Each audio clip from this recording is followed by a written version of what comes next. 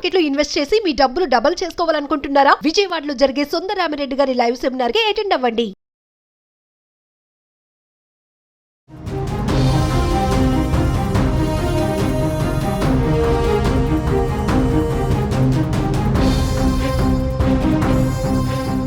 నమస్తే, welcome to Suman TV. ప్రస్తుతం మనతో పాటు ఉన్నారు మేనేజ్మెంట్ కన్సల్టెంట్ సంపత్ సముద్రాల గారు. సార్తో మాట్లాడదాం. నమస్తే sir. Sir, Trump birth right citizenship ban చేశాడు. మరి అసలు ఎందుకు బ్యాన్ చేశారు?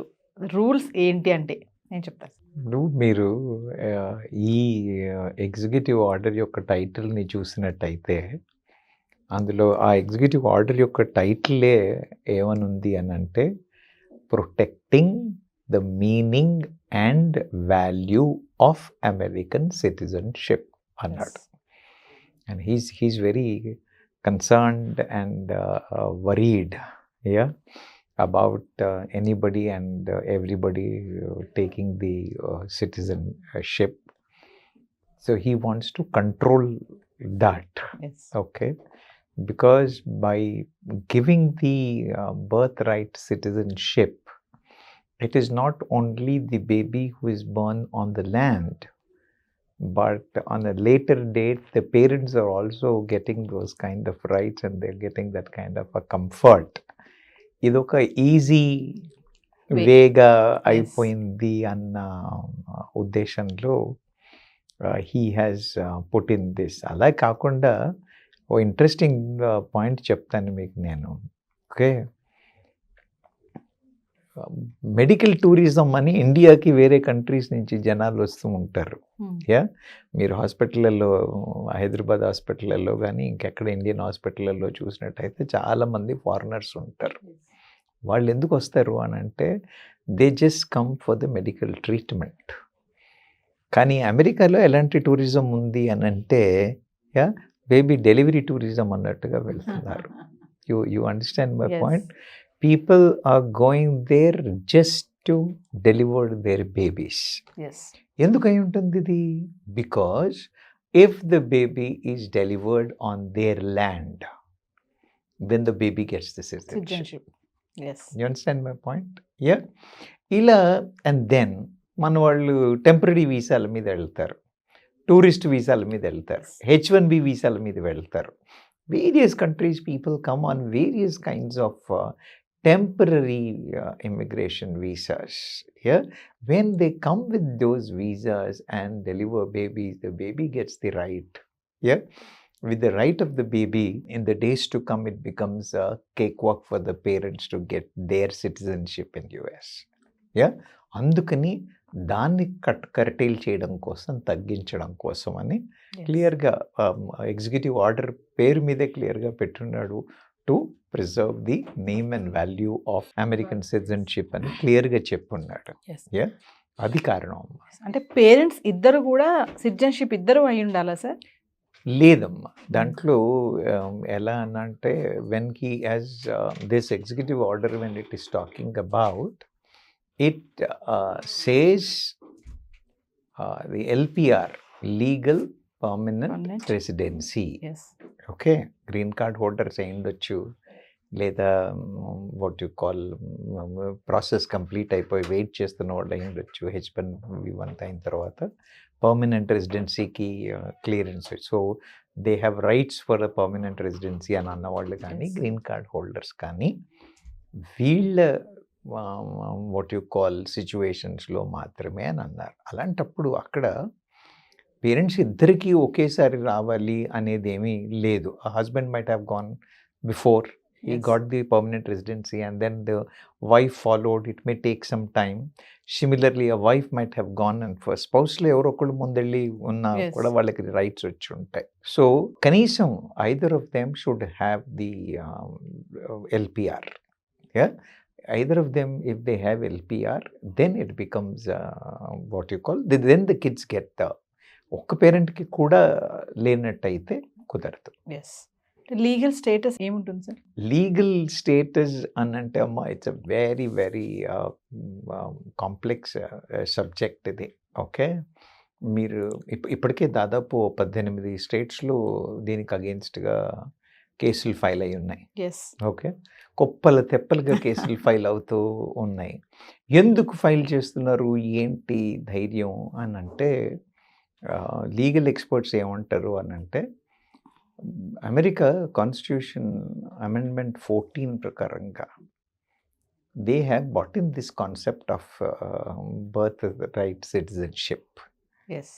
If you want to take away that, it has to be another amendment. It can't be a executive order. Yes.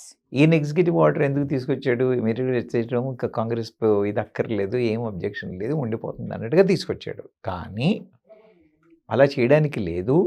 It's a constitutional amendment కాబట్టి మళ్ళీ constitutional amendment లాగానే రావాలి, కాబట్టి అది ఇదే అవ్వాలి, కాబట్టి దీనికి స్టాండింగ్ లేదు అని అంటే, ఫర్ ఎగ్జాంపుల్ మళ్ళీ అలా కాదు, కాంగ్రెస్కి ఏం సంబంధం, ఎగ్జిక్యూటివ్ ఆర్డర్స్ని వాళ్ళు ఏం ఛాలెంజ్ చేయలేరు అని అన్నప్పుడు ఇంప్లిమెంటింగ్ అథారిటీస్ కానీ లీగల్ వీళ్ళకి కానీ అవకాశాలు లేకపోయినా కోర్టులు ఛాలెంజ్ చేయడానికి అవకాశం ఉంది. ఎస్.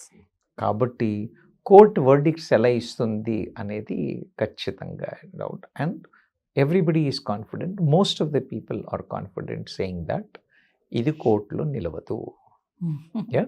ఇది కోర్టులో నిలవదు. Not because of any what you call immigrants or LPR ఈ కండిషన్స్ కాదు, వాళ్ళ కాన్స్టిట్యూషన్ పరంగానే ఉంది. కాబట్టి కాన్స్టిట్యూషన్ అమెండ్మెంట్ అలా ఎలా చేస్తావు? Yes. You can't alter constitution with a president executive order అనేది లీగల్ స్టాండ్. కాబట్టి it is in a dilemma stage. Yes. It may not stand in court of law. దీనివల్ల మన ఇండియన్స్కి వచ్చే ఛాలెంజెస్ ఏముంటాయి సార్? ఇండియన్స్కి వచ్చే ఛాలెంజెసే కాదు, ఎనీ ఇమిగ్రెంట్స్కి వచ్చే ఛాలెంజ్ ఏంటి? ఇప్పుడు most of the time what happens, you know, who are the immigrants? Immigrants are the probable parents. Yes. అవునా? Young couples are migrating. అవునా? When young couples migrate there, that is their childbearing age. That is the time when they are expecting.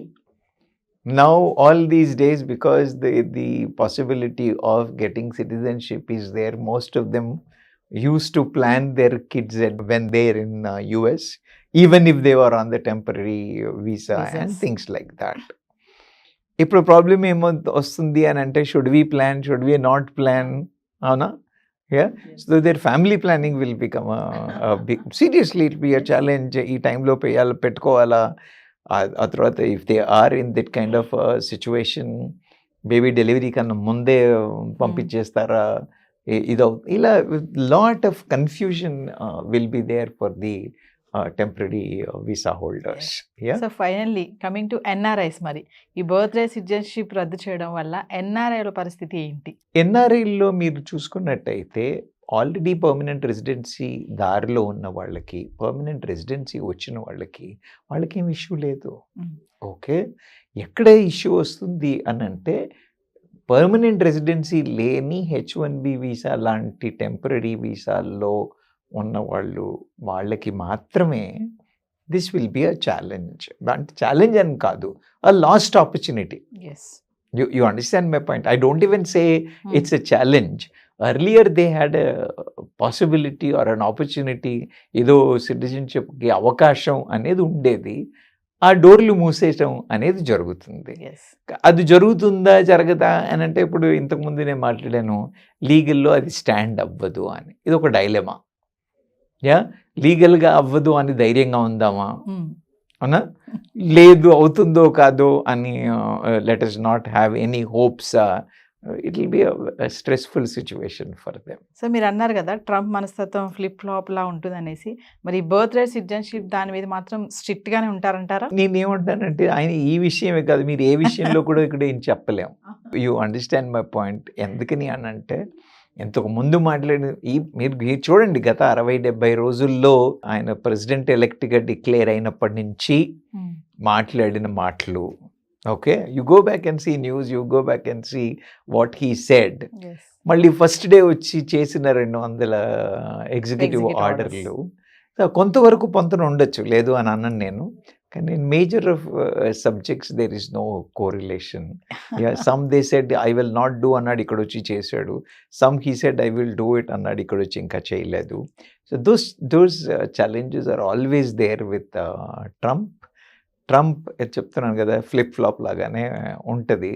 కాబట్టి మనం ఏది కూడా expect చేయలేము, yes ఏది కూడా కాన్ఫిడెంట్గా ఇది ఇలాగే జరుగుతుంది అని నమ్మకంగా మాత్రం చెప్పలేమనే చెప్పాలి. సో ఏదేమైనా పిల్లలు అక్కడికి వెళ్ళి కనాలి అనుకునే వాళ్ళందరూ కూడా చెక్ పెట్టినట్టే కదా. ఖచ్చితంగా ఇప్పుడు పరిస్థితుల్లో అంటే చెక్ పెట్టినట్టు కాకపోయినా ఒక స్ట్రాంగ్ డౌట్ పడేశాడు. ఎస్ ఉంచుతారా పంపించేస్తారా అవునా కాదా అన్న ఒక సీరియస్ డౌట్కి అయితే తెచ్చారు. Yes. So whether it will fly in court of law or whether it will lose అనేది time will only say. Yes thank you sir. Yeah hi, మొట్టమొదటిసారిగా మన విజయవాడలో క్లాస్ రూమ్ ట్రైనింగ్ అండి, 1 డే క్లాస్ రూమ్ ఎన్విరాన్మెంట్లో offline webinar జరగబోతుంది. And interest ఉన్న participants ఈ కింద స్కూల్లో అవుతున్న నెంబర్కి రింగ్ చేసుకొని సీట్ బుక్ చేసుకోండి. దీంట్లో ETFs, index funds and mutual funds మీద completely and hand folding experience మీకు ప్రొవైడ్ చేయబడుతుంది. దీని ద్వారా ఏంటంటే మనం ఎసెట్స్ని స్టాక్ మార్కెట్లో ఎలా మేనేజ్ చేసుకోవాలి, ఎలా గ్రో చేసుకోవాలి, ఎలా ప్రొడక్ట్ చేసుకోవాలో అంటే ప్రాక్టికల్గా నేర్చుకుంటారు. అండ్ మీ ఇప్పటి వరకు మనం ఆన్లైన్లోనే మీరు అటెండ్ అవుతున్నారు. ఇక నుంచి మీరు మన విజయవాడ సిటీలోనే అండ్ లైవ్లో క్లాస్ రూమ్ ఎన్విరాన్మెంట్లో నేర్చుకునే ఛాన్స్ దొరుకుతుంది. కాబట్టి ఇంట్రెస్ట్ ఉన్న పార్టిసిపెంట్స్ కింద స్క్రోల్ అవుతున్న నెంబర్కి పింగ్ చేసి సీటు రిజర్వ్ చేసుకోండి. Thank you.